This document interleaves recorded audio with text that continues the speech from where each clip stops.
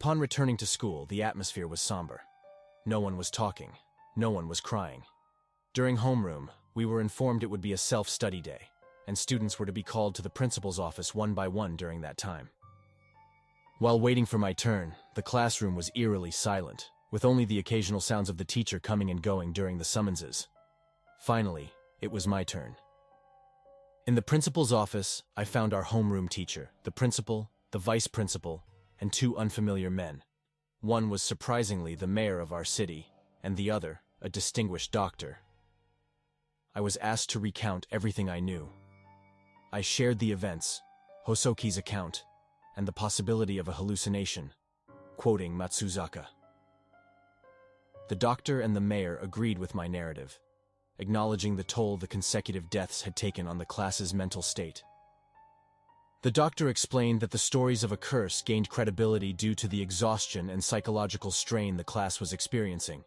However, he emphatically denied the existence of any curse, stressing that it was a result of unfortunate coincidences.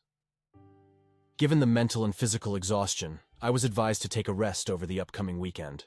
The mayor assured us that they would downplay the incident to avoid it affecting next year's university entrance exam. Relieved by this news, the class seemed to brighten up a bit after everyone had been summoned. However, Hosoki remained gloomy. Matsuzaka, understanding Hosoki's predicament, suggested that we needed to support him since everyone had denied his experience of seeing a ghost. He proposed a short discussion among the three of us before leaving.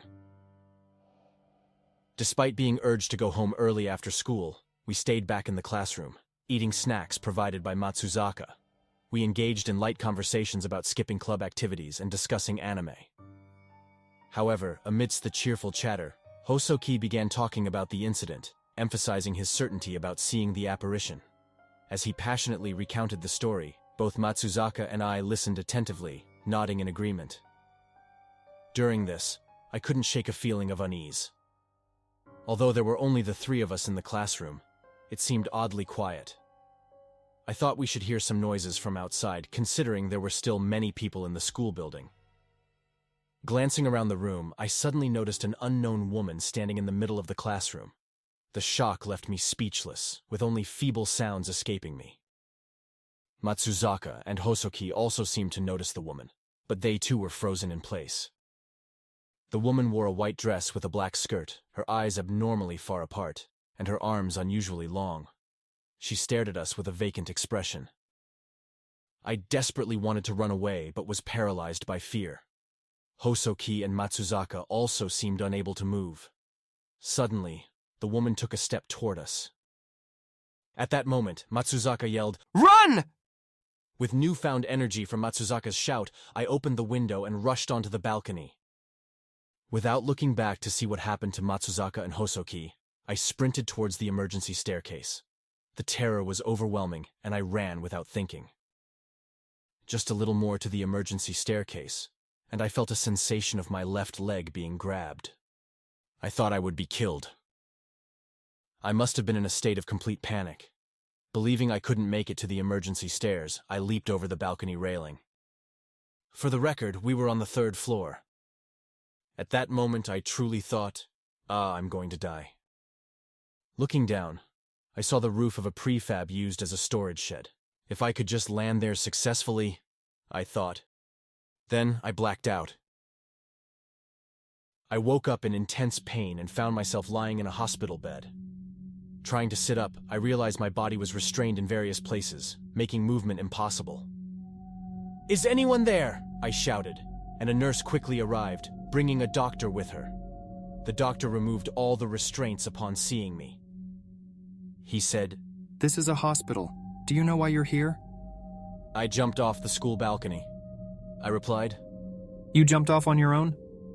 "Yes." Were you attempting suicide? "No, I didn't intend to die." That's a relief. You've sustained a severe contusion from your neck to your back. Additionally, all the bones in your left hand except for the thumb are broken. But there are no life-threatening injuries, and both will heal properly. The doctor explained my condition in this manner, and during this, my mother entered the room, crying and relieved. She was tearfully expressing how relieved she was. I felt incredibly sorry for worrying her. Surprisingly, I had been asleep for 5 days since jumping off the balcony. My mother didn't mention my jumping incident and just advised me to rest. Feeling confused about the situation, I suddenly noticed an odd sensation in my left leg. Upon inspection, I discovered a handprint firmly imprinted around my left ankle, as if someone were gripping it in real time. As I was disturbed by it, Matsuzaka came to visit me. He looked visibly exhausted and unwell. I heard about his experiences from the past 5 days. After the appearance of the woman in the classroom, Matsuzaka rushed to the staff room with all his might, unable to look back.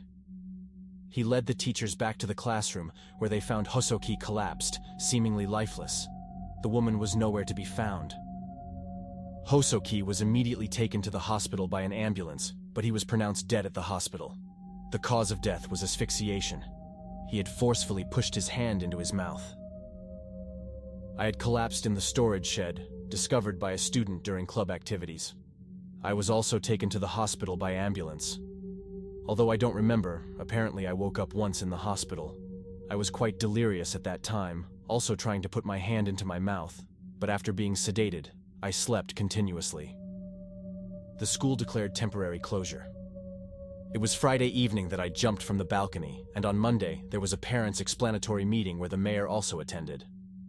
The school reported no bullying and explained the incident as an accident. Due to strong wishes from Hosoki's parents, the matter was not to be blown out of proportion. Hosoki's case remained under investigation, and the same applied to my jumping incident.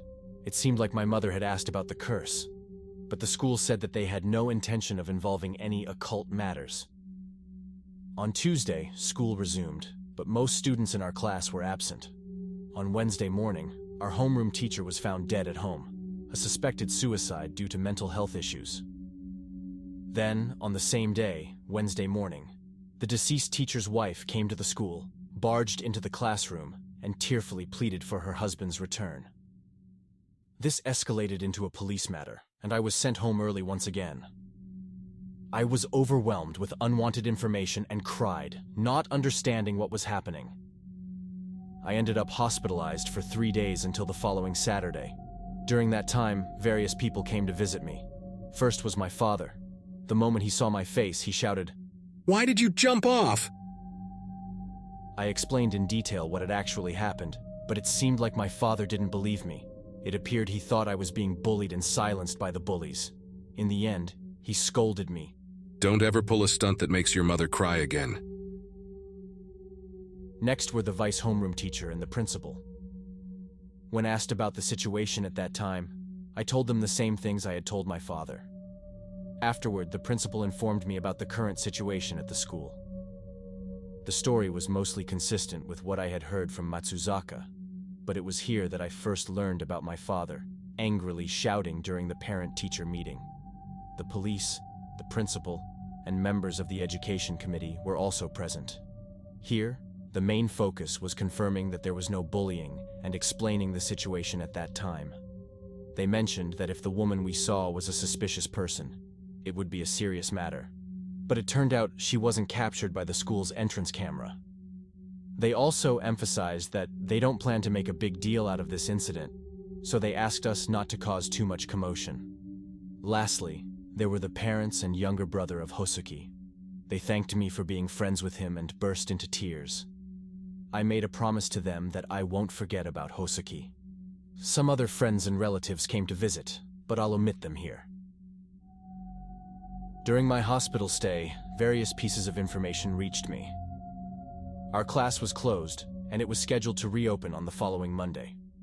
A girl in our class had a mental breakdown and sent a mass email with self-harm images.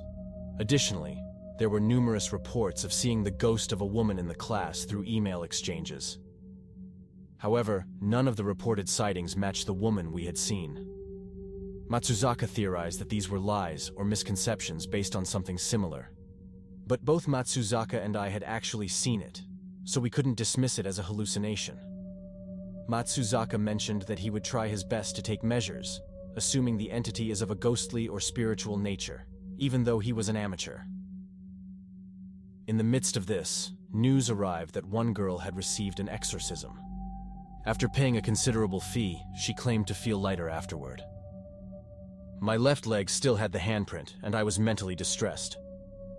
Ignoring financial issues, I decided to call the shrine where the girl had the exorcism done. The call went through, but they claimed they couldn't perform any exorcisms at the moment. The priest had been in a motorcycle accident after performing the exorcism and was hospitalized, unable to move for a while. On Saturday, I was discharged from the hospital